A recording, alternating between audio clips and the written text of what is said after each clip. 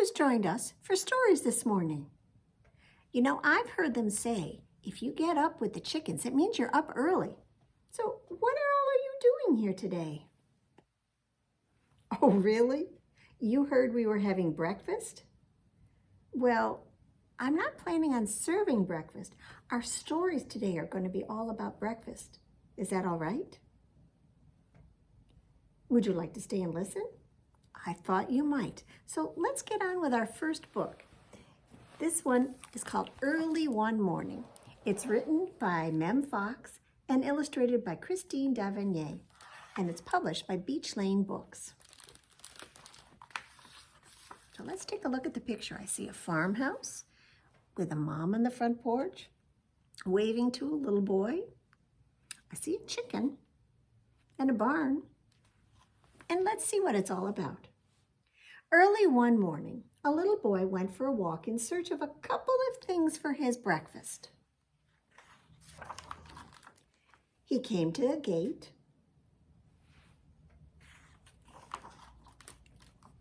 but gates don't lay them. He came to a truck, but trucks don't lay them. He came to a tractor. Can you guess? Tractors don't lay them. So on he walked. He came to a haystack. But haystacks don't lay them. He came to a cow.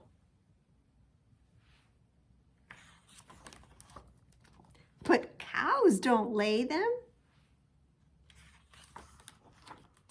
And neither do sheep. Or even ponies.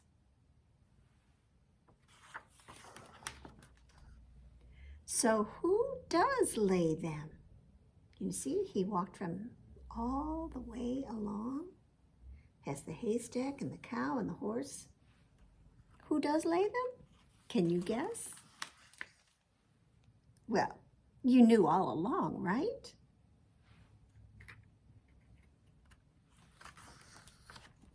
Of course, chickens lay them, eggs for a breakfast.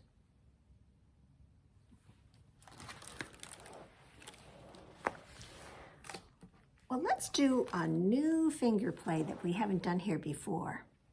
And it's kind of a chant. So you're going to clap your hands as we do it. And we're going to say, bread and butter, marmalade and jam.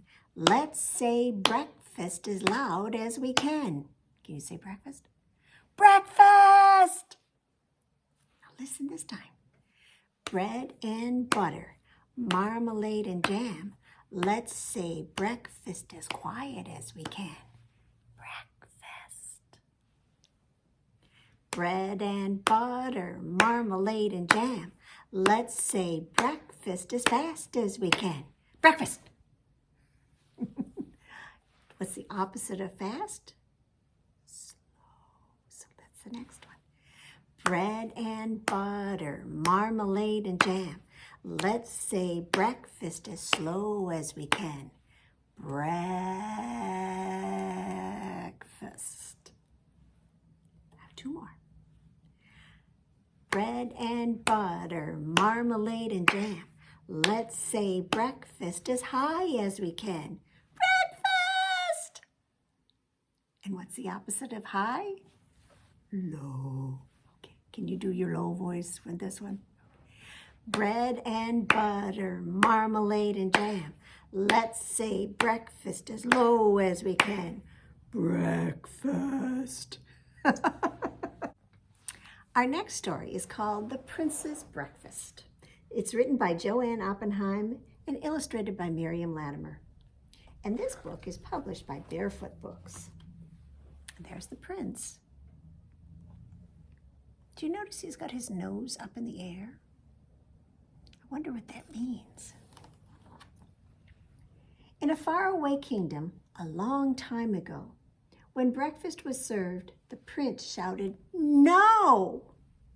He turned up his nose at omelets with cheese. He pooh-poohed the porridge, though his mother said, "Please." He sipped his hot chocolate. He ate his toast dry.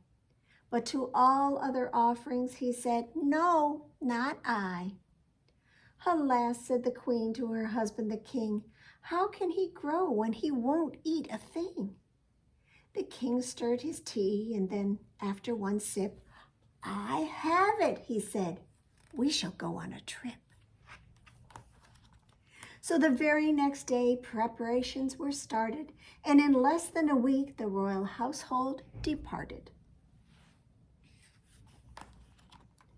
They journeyed in style to the city of Agra. "Our idlis are moist," beamed the grand Maharaja. His chef steamed the rice cakes with chutney on top. The king started eating and, just couldn't stop. "So good," he declared. "Have a taste, boy, just try." But the prince shook his head and said, "No, not I." "Perhaps," said their host, "a dosa will do. We can fill it with dal or potatoes for you." The queen took one forkful. The king sampled two. "Delicious," they said. "Just try a few. The spices are perfect. Come, don't be shy." But the prince shook his head and said, "No, not I." So the king declared, "To the west we shall go," and he rolled out a map and announced, "Mexico."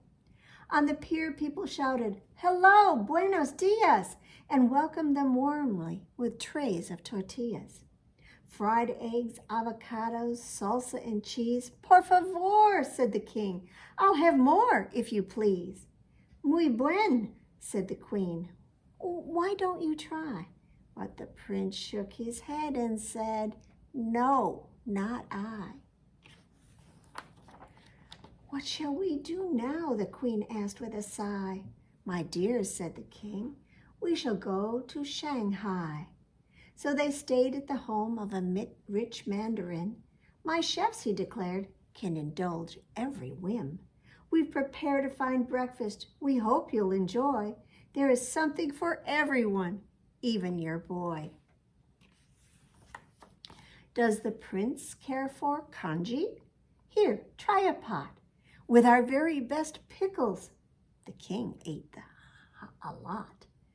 "This 1,000-year egg will make the prince strong. It will bring him good fortune and help him live long." "Yes, indeed," said the king. "Come now, have a try." But the prince shook his head and said, "No, not I." Well, that night in his room, the king sat up in bed. "We'll take him to Zambia.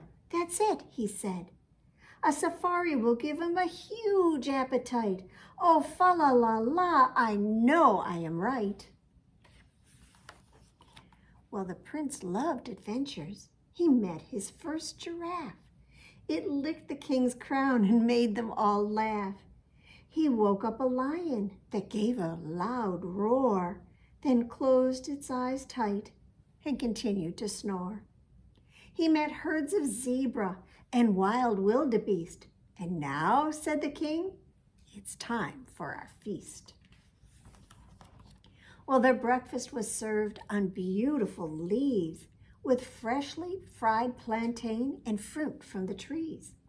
At the sight of fresh fruit, the prince sealed his lips tight.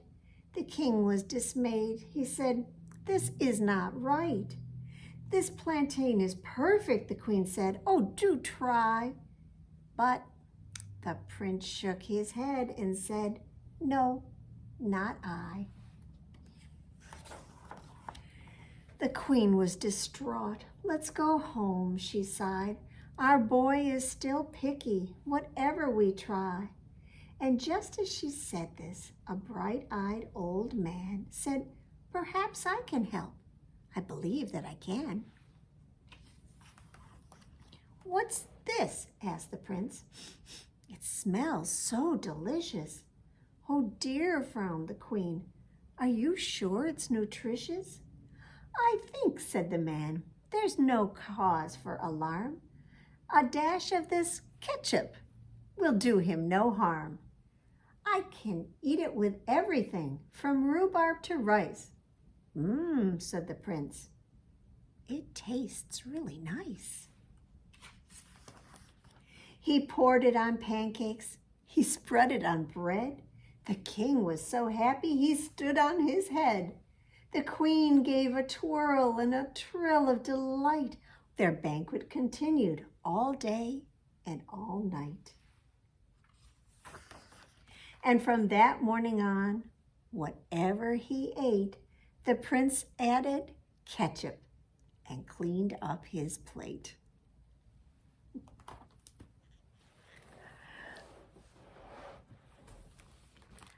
Well, let's do a finger play that, well, really is about a food that Mr. Crocodile wants to eat. Can you put your 5 monkeys up in the tree?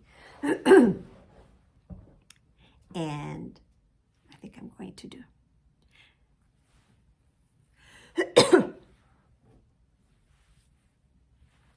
So let's do a finger play that you know about, well, Mr. Crocodile and what he wants to have for breakfast. Do you remember? He wants one of those 5 monkeys. 5 little monkeys sitting in the tree, teasing Mr. Crocodile, "You can't catch me." But along goes Mr. Crocodile, as hungry as can be, and he goes snap. But he didn't get one. Can you hide a monkey? 4 little monkeys swinging in the tree, teasing Mr. Crocodile, "You can't catch me." Along goes Mr. Crocodile, as hungry as can be, and he goes snap. So 3 little monkeys are swinging in the tree, teasing Mr. Crocodile, "You can't catch me." Along goes Mr. Crocodile, as hungry as can be, and he goes snap. 2 little monkeys are swinging in the tree, teasing Mr. Crocodile, "You can't catch me." Along goes Mr. Crocodile, as hungry as can be, and he goes snap. So 1 little monkey is swinging in the tree, teasing Mr. Crocodile, "You can't catch me." Along goes Mr. Crocodile, as hungry as can be, and he goes snap. Now there are no little monkeys swinging in the tree. I better watch out so he won't catch me. Well, our third book is about a mouse with a big appetite, so he wants a big breakfast. Little Mouse's Big Breakfast is written and illustrated by Christine Pym, and it's published by Nosy Crow.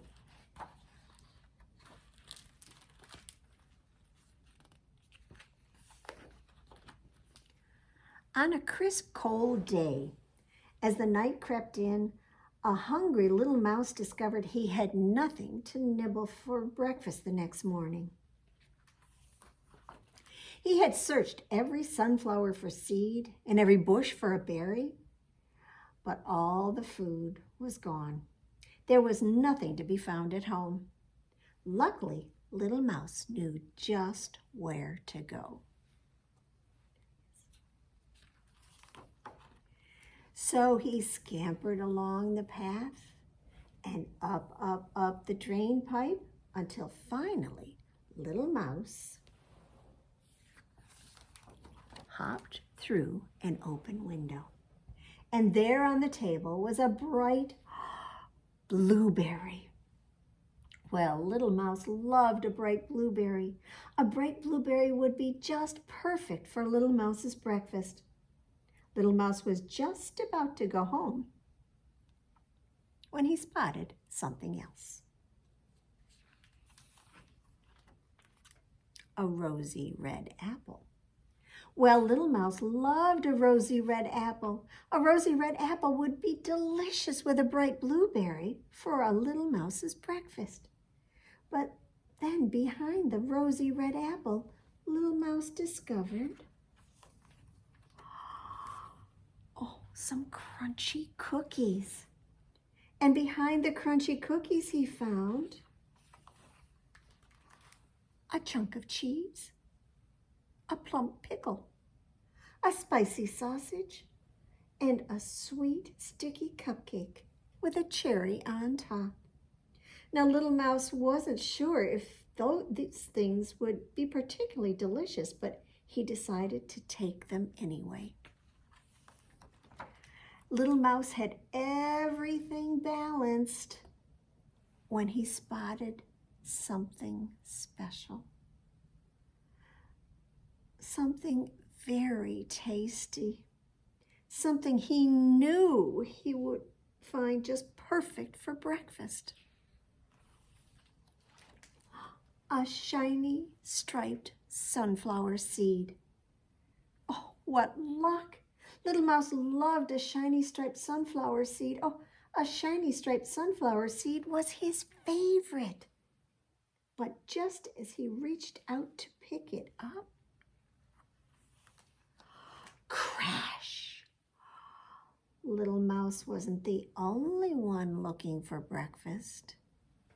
Can you tell whose shadow that is? With whiskers?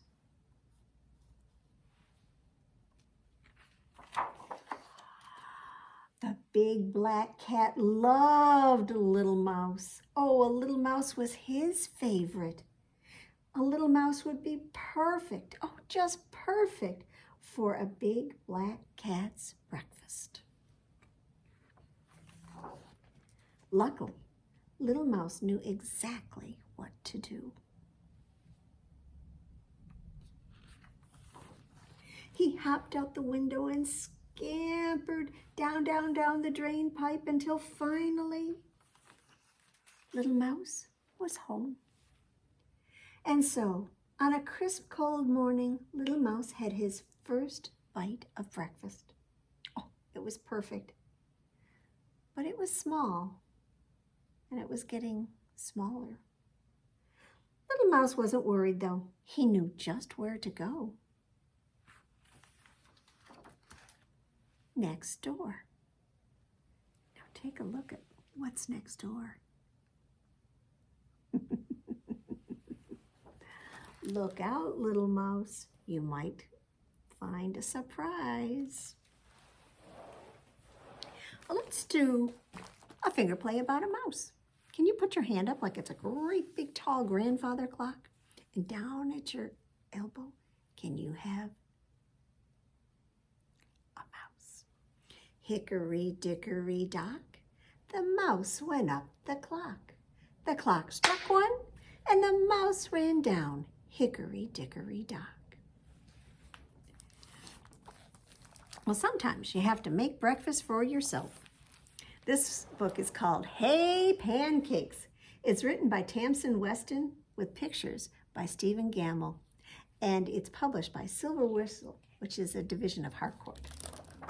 Do you like pancakes? Look at those pancakes. Ring!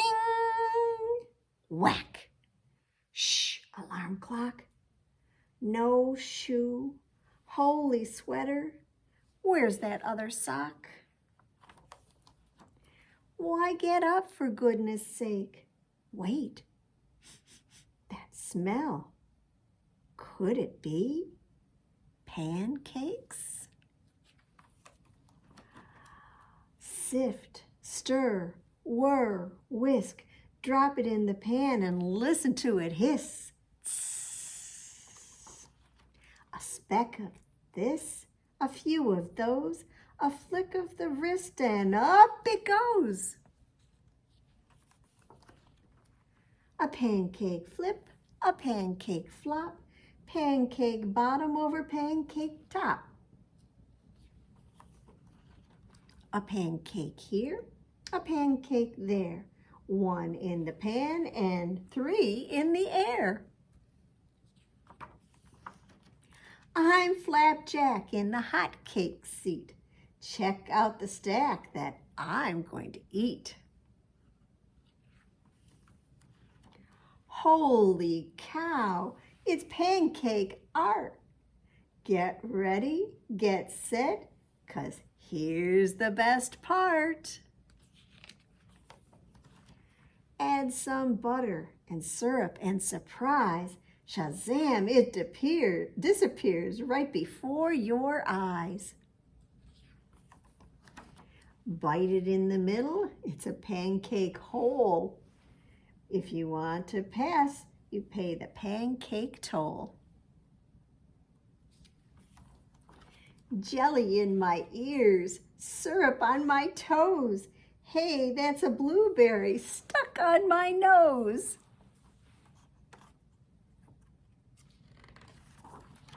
Move over, Rover, that last bite's mine. All done now, it's cleanup time. I'm glad to hear that. Bye, sticky hands, see a sticky face. Save some for later in a secret place. With a little dab of maple behind each ear, go out into the world and give a pancake cheer. Yay, pancakes! And if you want to make pancakes, Grandma's recipe is right at the end of this book. Makes me hungry even thinking about it. Well, can you get a big bowl in front of you? We've got our pancake batter in it. So mix a pancake, stir a pancake, pour it in the pan, fry a pancake, toss a pancake, and catch it if you can. Let's do that again. Mix a pancake, stir a pancake, pour it in the pan, fry a pancake, toss a pancake, and catch it if you can. Well, we've got one last story. This is called Hedgehogs for Breakfast. Hedgehogs for breakfast? This is written by Ann Turner with illustrations by Lisa McHugh, and it's published by Macmillan.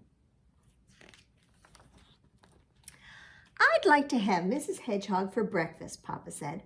I've never had a hedgehog for breakfast before. Go and invite her to come to our house. Papa tucked in his big napkin and smiled. Mama set the table with her best blue dishes and pink napkins. George and Charles set off up the lane to Mrs. Hedgehog's house. She lived in a little dirt den in the side of a bank. Not a money bank, a bank of a hill. On top grew wild roses and summer flowers.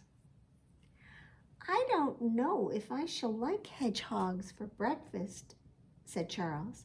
He peered in through the entrance to her house. It was dark and dirty. She eats snails, George shivered, and bugs and black beetles and things that scurry in the night. She won't taste very good, Charles said, but Papa said he wants hedgehog for breakfast. Hello? Charles called down the dark hall. Something scurried inside, and a small hedgehog poked his nose out into the sunlight. Go get your mother, George said. Hurry. Yes, said Mrs. Hedgehog. She was short and stout with prickles all up and down her back. Charles was very sure she would not taste good or feel very good going down. Papa wants you for breakfast, Charles said. Mama's laying out her best blue dishes with the pink napkins. Please come. Oh dear, said Mrs. Hedgehog as she wiped her paws on her apron. I'm busy cleaning, but if your papa says to come, I mustn't refuse. She set off down the lane with Charles and George. They looked at each other. Should they take her hand? It might hurt. Should they offer an arm to lean on? That might hurt too. They decided to do nothing. They came to Papa's door, a shining green one set into the hill, and they opened it, but no one was inside. A pot of water boiled on the clean black stove. Oh, they really do want me for breakfast, Mrs. Hedgehog beamed. Look how pretty everything is. She sat down at the table and put her paws on the blue plate. Charles looked at George and whispered, "How do you cook a hedgehog?" "In a pot," George whispered. He was the older of the two and always knew what to do. "Please come over by the stove, Mrs. Hedgehog," George said. Charles brought a stool. "If you'll just step up here." "And put your foot in here," George said, pointing at the pot. He knew they couldn't lift her in, for she was far too prickly. "Oh, how kind your papa is. He knows we don't have hot water at our house for baths." Mrs. Hedgehog smiled, and she took off her apron and her boots, and she climbed in the pot. Charles took a wooden spoon and began to stir. "Oh, you are kind," said Mrs. Hedgehog. "If you'll just scratch a bit more on my back. Oh, just there. Ah," she sighed, "that's the spot." She splashed water about her head and face and rubbed under her arms and then bounded out of the pot. "Just a little bit too hot," she beamed, "but how kind your papa is to offer me a bath." She put on her apron and boots again and sat down at the table with her paws on the blue plate. Charles looked over at George. "Now what?" George led their guest over to the fireplace. "Mrs. Hedgehog, if you'll just hold on to this spit, I think you should dry off quite nicely." "Oh, if you really think so." Slowly she took off her boots and her apron again. "On the other hand, I am quite wet," she said. So she grasped hold of the big iron spit in the fireplace, and Charles began to turn it round and round. Round and round she went. Water sprayed off her and doused the fire. "Oh, what a shame," she said. "I've put out your fire." She climbed down and put on her boots and tied her apron. But how nice it is to be dry again. She sat down at the table and put her paws on the blue plate. "Perhaps," George said, rubbing his forehead. He wasn't quite sure what to do next. "Perhaps," said Charles. "You're not quite dry, Mrs. Hedgehog. I think I see some drops of wet on your bristles." "Oh, I'm sure you're right." Their guest felt the top of her head. "Oh, it is a little wet, but it will soon dry. When is breakfast? And where are your papa and mama?" "You'd better come into the oven," Charles said, "before you catch your death of cold. Hedgehogs are particularly susceptible to chills." He took Mrs. Hedgehog's arm. "Ouch!" he yelled, and he dropped it. And then he led her over to the big black oven. He opened the door. A warm blast came out. "Just climb in here, if you please," Charles said. Well, she took off her boots and her apron, and she climbed into the oven. "Oh, a bit uncomfortable, don't you think? But if you insist," her voice echoed inside. Charles slammed the door shut and dusted his paws. "There," he said, "Papa should be pleased. That does it." Just then, Papa and Mama came in the door. "Where is Mrs. Hedgehog?" they asked. "We went to pick flowers for her." They put 2 big bunches of flowers on the table. "Flowers?" George said. "Not to cook with her?" Charles asked. "Cook? Cook?" Papa said. "Oh, who said anything about cook? Can't you see the pot of oatmeal on the stove? That's for our guest." Well, Charles ran to the oven and opened the door, and out stepped Mrs. Hedgehog. She steamed gently in the sun. "Oh, thank you, Charles. It was getting a bit warm in there. I think I'm all dry now." She put on her boots and apron and climbed into a chair and set her paws on the blue plate. "Your 2 sons have been most kind," she said to Papa and Mama. "First, they gave me a bath. And then they scrubbed my back. Then they twirled me round to get dry. And I wasn't quite dry, so they popped me in the warm little room. Oh, how thoughtful they are." Mama and Papa smiled at George and Charles. "How nice to see you, Mrs. Hedgehog," Papa said. "As I told my family this morning, I'd like to have Mrs. Hedgehog for breakfast. It's the neighborly thing to do." "Indeed it is," she beamed at them. Charles served the oatmeal. George passed the cream, and they let Mrs. Hedgehog do all the talking. So did they want to eat her for breakfast? No, not at all. But let's have something on the flannel board that you might eat for breakfast.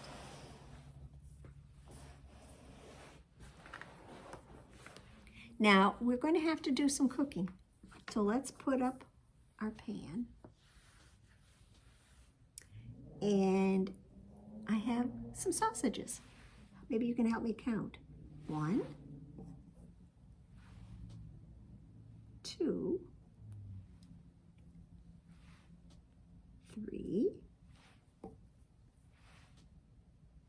4, and 5. Can you see them?